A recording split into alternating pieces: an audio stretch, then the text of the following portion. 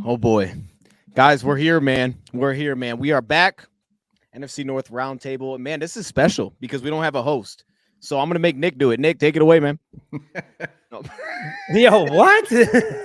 I didn't know Yeah, what to do. No, from the bottom up. Here, It's from the bottom up. Come on, Nick. From the bottom up. That's true. That's true. All Nick. right. You gotta- Well, welcome everyone to this episode of NFC North Roundtable. I got my guy Basarowski, dose of Dion, and one bar in the room today, and we got some topics to talk about because obviously we all didn't, get to the promised land and win the Super Bowl this past year. But we have a great chance in order to take down this Chiefs dynasty this upcoming year and also hit on any NFC North news that we have for you guys today. So the one that got closest to the Super Bowl, the one that almost took down the Niners and probably would not have had as sad of an ending, dose of Dion. Dion, what's going on in the world of the Lions and what could they do to take down the Chiefs dynasty? Yeah, I think when I think about this, it's kind of what we talked about earlier, but it's mainly my focus is how Kansas City has gotten to where they are. And we've seen like a lot of different versions of Kansas City getting to where they are. But I think, of course, there's Patrick Mahomes. So like it's easy. Well, I'll just get Patrick Mahomes too, and we'll just beat him. But it's like that's kind of a crazy thing to think. However, I think the real thing that I focus on is the way that they built, and it's really been through the draft. Like there's certain teams in the league that you can really point to, and I think you just look at what Kansas City did in the Tyreek Hill trade specifically, right? What they got back from that, and it's almost like, okay, we've shifted. We're going to start building through the defensive side of the ball, and they've taken those draft picks, and they have so many contributors on the defense side. Last year it was like they're super young on defense, so that'll be the year someone's going to beat Kansas City, and then they just found a way to do it. And then now this season, again, they found a way to do it again. But it's been the growth throughout the draft, and they're not only getting players that have grown, but they're also getting immediate contributions. I mean, this year, Rashee Rice was like one of the best receivers. I mean, he took over as their number one. We're all season long, we're like, oh, they can't catch the ball. That's gonna be their issue. All of a sudden, he's playing really well by the end of the season. So it took time because he's a rookie, but their draft picks has been really the key. So I look at it as any team that's going to beat Kansas City, and I kind of feel like I think there's a lot of different ways to do it, but I do feel like for consistent success, one of the keys to that we're seeing in the NFL is drafting really well. I mean, if you're going to give yourself a chance, draft really well year in and year out and kind of lean into that. I mean, I think you can make splashes. I think you can take, big shots through the trade market, but I think you can't live in building that way. And I think it's a lot of times always come down to how well you draft. But I think right now we're seeing, especially with the cap situation playing such an effect in the NFL, it was really only two worlds. It was either, hey, you don't pay your quarterback and you just sign guys in free agency, or was, okay, you're paying your quarterback, you better draft well. And what Kansas City has now done, I believe this year, Patrick Mahomes had the top cap hit in the NFL and they won a Super Bowl. So we know he's playing at like, he's different than everybody, but he's still getting paid like all the top guys, and they still won the Super Bowl. So to me, it comes back to the way that you draft, because again, as clutch as Mahomes was, and they're always going to seemingly be that way with Reed, they're not unbeatable. We've seen them get beat. I understand not losing the playoffs. No, I mean, we beat them week one. I understand they're a miss of pieces, but that's what happens. You miss guys. So they can be beaten, but it's just like the way that they're drafting, the way that they've been building that team throughout in the draft, to me, has been kind of the underlying story. And this year it wasn't about the offense. It was seemingly about the defense. And they've done it all. I mean, their key players are Chris Jones, a lot of young guys. And I think that's how you beat them. I think you have to be able to compete in a similar way. You have to be able to hit your draft picks as well. Yeah. And how many draft picks do the Lions have this year? So we have 4 in the top 100, I believe. Yeah. We have 4 in the top 100. We don't have a 4th, 5th, 6th. So we have, hold up, let me do the math. Bass, go ahead. Let me do the math. No, you're good. I couldn't tell you how many draft picks totally the Packers have right now because there's so many, right? And then you got compensatory selections that are going to be, coming around. Yeah, right, exactly. Yeah, you should probably just look it up. I feel like that would be the quickest. It's more fun. It's more fun watching his face. No, let his face work. His computer's gonna freeze. Hold up. Yeah, let him keep going at that. But I'll continue on that with what Dion was saying is how you could compete with the Chiefs, and I like that you mentioned Rashee Rice because he was a player that I thought was very pro-ready, and I was like, okay, that was a perfect pick for them. But the one thing I will say, and the way the Packers could compete with the Chiefs dynasty is just continue what they're doing. I mean, they were the only team to score over 24 points against Kansas City this year. They scored 27. So when you look at what the Chiefs were able to do this year on defense, primarily with Steve Spagnuolo, especially in that Super Bowl, running a non-traditional cover 0, cover 1 look with 1 deep, manning up, something that the Packers are likely going to do under Jeff Hafley. I think if you can replicate that, and what Dion said is most important, is draft well. And in the Packers' sake, or the Packers' regard, the last 2 seasons, I think, have been home runs by Brian Gutekunst. Like I believe these last 2 drafts by Brian Gutekunst have been home runs, not to mention finding out what Jordan Love is. So I'm glad, Dion, you also mentioned that it's not about just having a young rookie contract at quarterback anymore. Like back in the day, it was all about that. Like, how can you get your team ready while your quarterback's still on a rookie deal? Kind of like what you're seeing with Purdy right now. You know, he's going to be one of the most underpaid players for the next like 2 years. They can't even look at his contract or give him anything more until I think 2025. But that's not the case anymore, because you see the Chiefs do it with one of the highest cap hits in Patrick Mahomes. So in terms of the Green Bay Packers, man, I think just continue doing what you're doing and building through what you already have. You just got rid of Joe Barry. That's a plus. So that's already going to bring you from here up to here just based off of what you can do on defense, which I think is going to be a lot better because it's going to be a whole different approach. I mean, Jeff Hafley ran like so much cover zero at Boston College, you know, aggressive press, man-to-man, which again, it's college ball. It's completely different, but just having like that different approach, which we saw in the Super Bowl from Spagnuolo, I think is something that is why the Chiefs are so good, because they can adjust. They can do different things against you and make the other teams beat them in different ways, if that makes sense. I think with the Packers, just keep doing what you're doing, keep drafting the way you're drafting, add a few guys through free agency to this defense, maybe some veteran players on the back end at safety, nickel corner of that sort. And I think, you know, they're going to be in the running for the Super Bowl for years to come because of what we saw with Jordan Love and how he's been progressing and how he is the future at quarterback for the Green Bay Packers. I want to go and talk to you guys a little bit today about BetUS, which the stream is being powered by. And right now on BetUS, you can actually get a 125% deposit match on your first 3 deposits. That's right, your first 3 deposits, which is a crazy, crazy deal. And I also want to look at some of the Super Bowl odds right now. The link for the bonus is in the description down below. And that's also code JOIN125 when you're signing up for those first 3 deposit matches. So right now in the Super Bowl odds, the Packers, which I think they should be above the Cowboys. I think they should be above the Dolphins and the Eagles. I'm okay with them being, you know, even with the Lions, but the Packers at plus 2,000, I think is a little bit too low. The Lions, if the Lions are at plus 1,200, I think the Packers should be right about 1,200 as well. What do you think, Dion? Yeah, I think you're crazy. The real thing, I mean, look, I'll give you Miami. I mean, TD's not here, so we absolutely should do it. They absolutely should be in front of Miami. I mean, even if it's 1999, I mean, that's fine. Do what you got to do. Get the Eagles out of there. Come on, man. Come on. This is absolutely true. Yeah, Philadelphia. No one has faith in Philadelphia. I mean, one bar. Do you have faith in the Dallas Cowboys or Philly? Look at the Bears. Why are the Bears? You're just jealous, one bar, that I get to move. You're gonna have a rookie. You're gonna have a rookie quarterback. No. You're gonna have a rookie quarterback, Caleb Williams, who is just gonna I mean, that number should be not that. I am very offended right now. I'm very offended. You're just jealous because you got no quarterback right now. That's crazy. That is crazy to me. You could have Fields. You can have whatever you want. I don't want Fields. I don't want plus 5,000. The Lions should be higher. Where are the Packers? 2,000. Yeah, they should be a little bit higher. Thank you. That's fair. The Bears should be lower. I'm sorry, Nick. I love you, man. Get out of here. Wait, Nick, hold up. Are we seeing that the odds go up when we're hearing Justin Fields might be on his way out? Is that what we're figuring out here? They probably. No, I mean, like I agree with one bar that if we do take a rookie quarterback, it's going to go one or two ways. That I agree with, but if we keep Fields, I think it's going to go higher. I think these are going that they expect him to leave, but you know, Fields' second half of the season, you look at his stats, you look what he did, you look at his record. Team was above 500 with him. He was on pace. If that was the entire season, he would have broken all his individual records. Would not have been 4,000 yards. Putting that out there, but the Bears could have been in a lot better position. So I think the Bears should keep him, and if they for sure lock him in, the Bears' odds will go up. Gone. That's good. Well, like I said, if you guys want to get in on this, like Packers at plus 2,000, if you're a Packers fan watching this, those are great entry odds. I think that should be lower. So technically speaking, if they're at plus 2,000, you put some money in, you'll get more money. So that's a good thing, right? Reminder, guys, supporting the sponsor is supporting the channel. Words are hard. And you can get a 125% deposit match on your first 3 deposits. Thank you to BetUS. So, Nick, how do you compete, which I guess this is kind of rhetorical, with the Kansas City Chiefs dynasty? Well, so yes, we lost to them pretty bad earlier in the season. There's no denial of that. But we were a much different team, and we had the curse of Chase Claypool on our team at the time.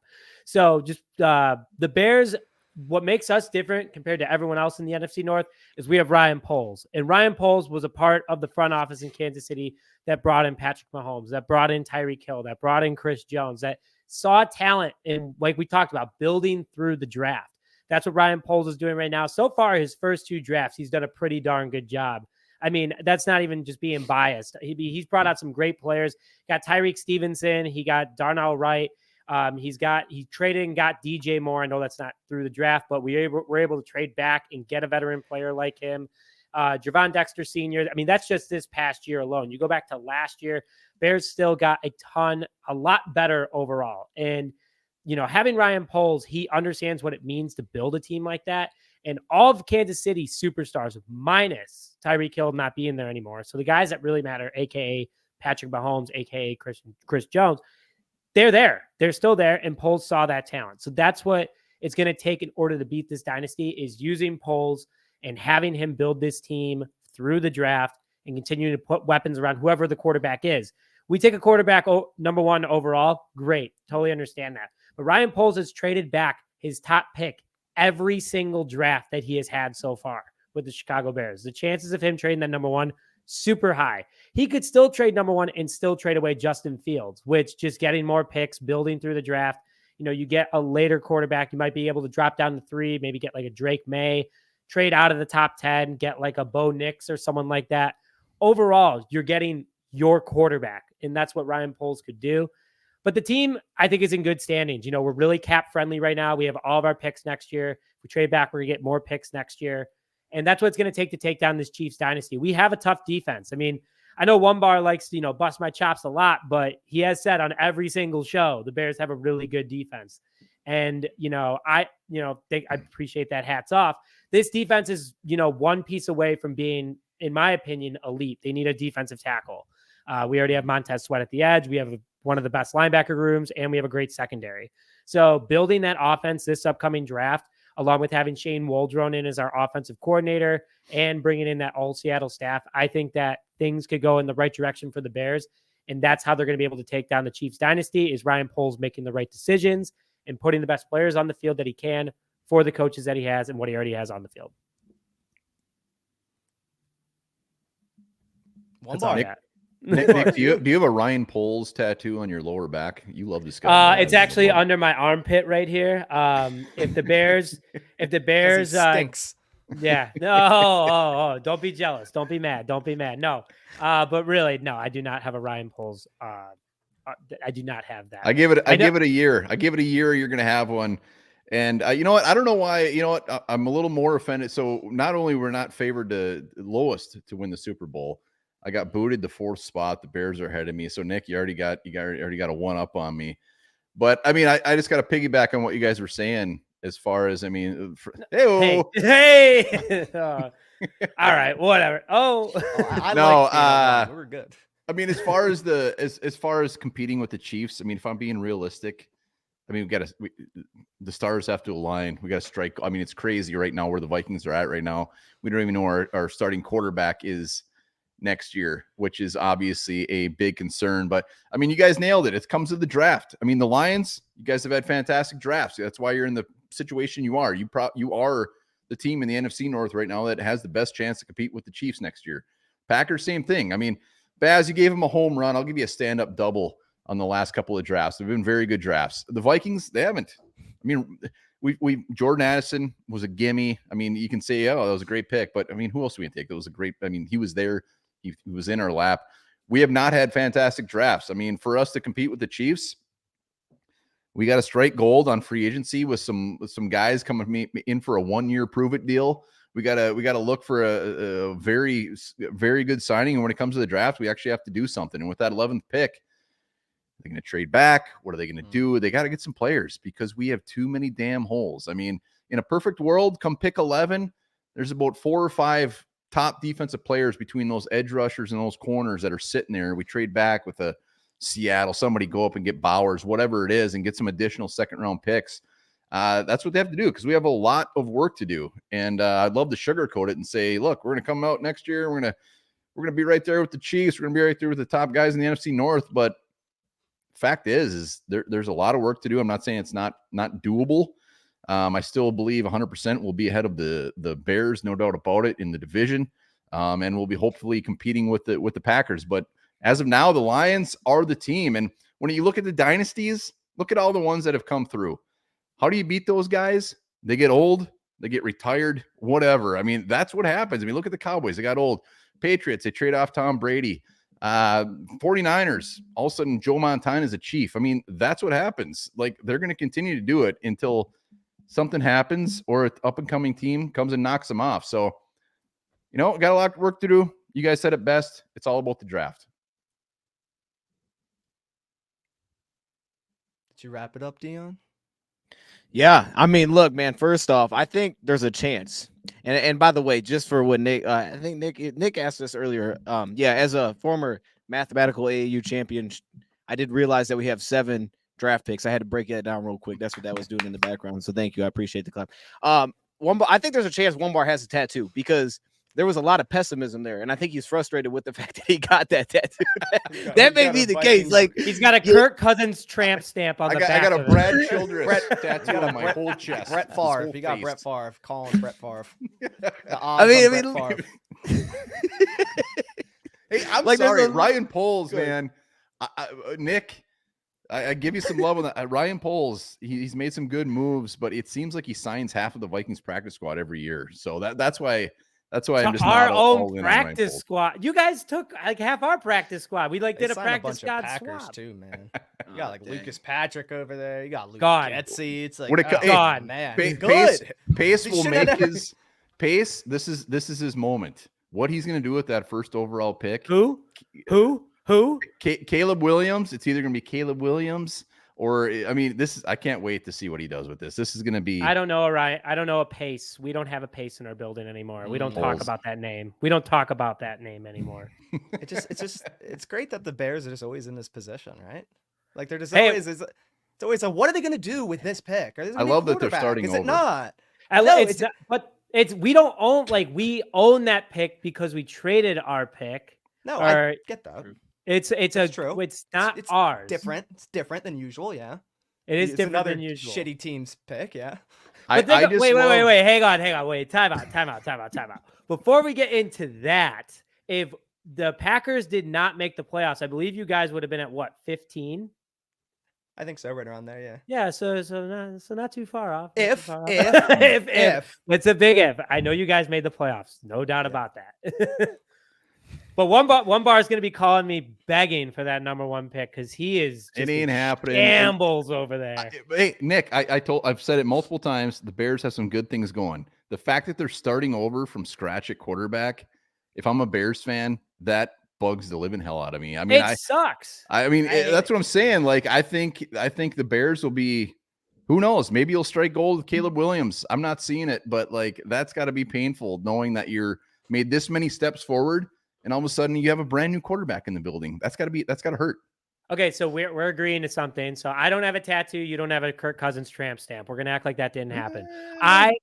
Oh boy. Well, you said that, not me. What I will say is that it will set us back. This is what makes me so angry is that not everyone is CJ Stroud. Like last time a quarterback was taken number 1 overall was Bryce Young. Look what happened with the Carolina Panthers. Like, I don't want the Bears to trade back. But Kevin Warren came out in an interview last week with Jarrett Payton and said, listen, like these guys have only been in the building. He was talking about Ryan Poles and Matt Eberflus for 24 months. It takes time to build things.